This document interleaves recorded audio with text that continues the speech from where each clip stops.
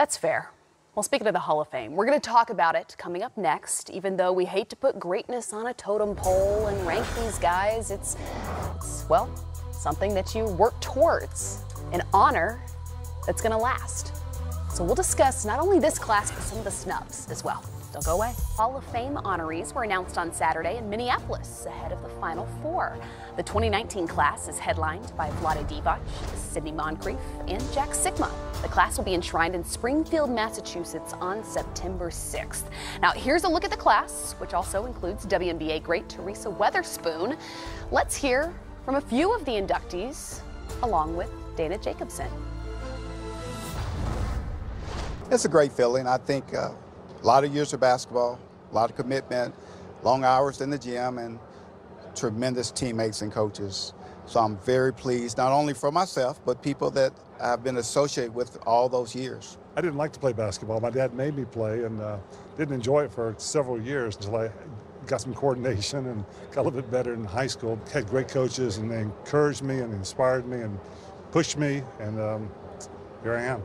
Well, I gotta tell you, there's a lot of similarity from day one when I joined the Lakers and today. You know, I was like, is this really happening to me? Believe me, you know, when they told me like a week ago, I was like, had to keep it quiet. You know, I was hoping, you know, my teammate is gonna be right next to me. I'm talking about Chris Webber, so I'm sure it's gonna happen down the road.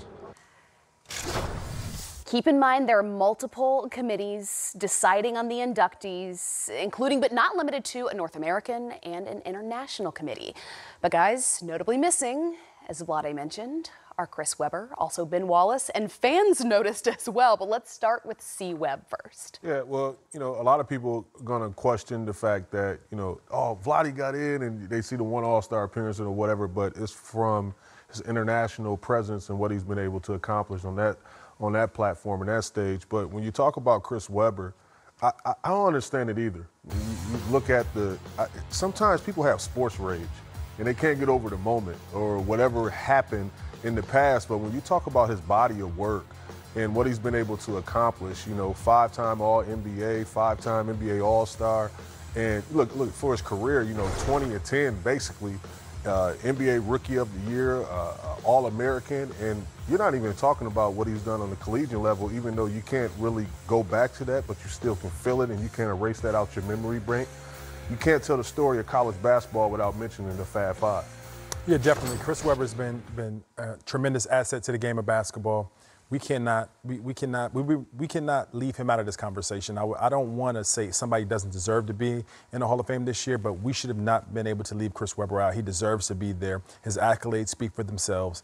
And it's super unfortunate that him and Ben Wallace didn't get an opportunity to make it to the Hall of Fame this year, but I know it's definitely coming because they're two great basketball players that have played in the NBA. Well, you bring Ben into the conversation, and he's been in this conversation all day long. His fans have responded as well, CB. Yeah, they talk about the standard of what the criteria is going to be going forward. And you look at Ben Wallace and what he's done with his legacy, you know, with the Detroit Pistons, you know, a 4-time NBA All-Star, 5-time All-NBA team, and then a 4-time NBA Defensive Player of the Year. I mean, come on, like, you have to reward the defensive presence of what he's been able to accomplish. And not only that, this guy's a true champion. And I just say, you know, at some point he's going to get in. At some point, guys like him, Tim Hardaway, and obviously Chris Webber, they all need to get that nudge. Right, that 4-time All-Defensive Player of the Year, right? That's the one that sticks out for me. That's a guy that should have had that opportunity to be in the Hall of Fame this year. I know he's super disappointed, but us as basketball players, and we know the history of the game, we have a lot of respect for what he's done for the game and what he's done for the Detroit Pistons, bringing them a championship. It's super unfortunate, but we have to commend the guys that made it this year, but we have to look out for the future for those two. Karan mentioned the story of basketball. How much do you think that should weigh into the players, the coaches, the figures that are selected into the Hall of Fame when you look back and you're telling the story of the game of basketball, those notable figures that stand out? We have to take that into consideration. I know Vlade has a historic career, his international career, and what he's brought to the NBA.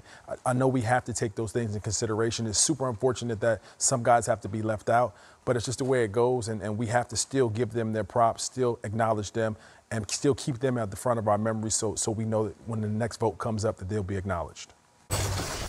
Game Time, presented by Kia, comes back to wrap up after the break as we head to Minnesota to check on the Chuckster. His night well, did not go well.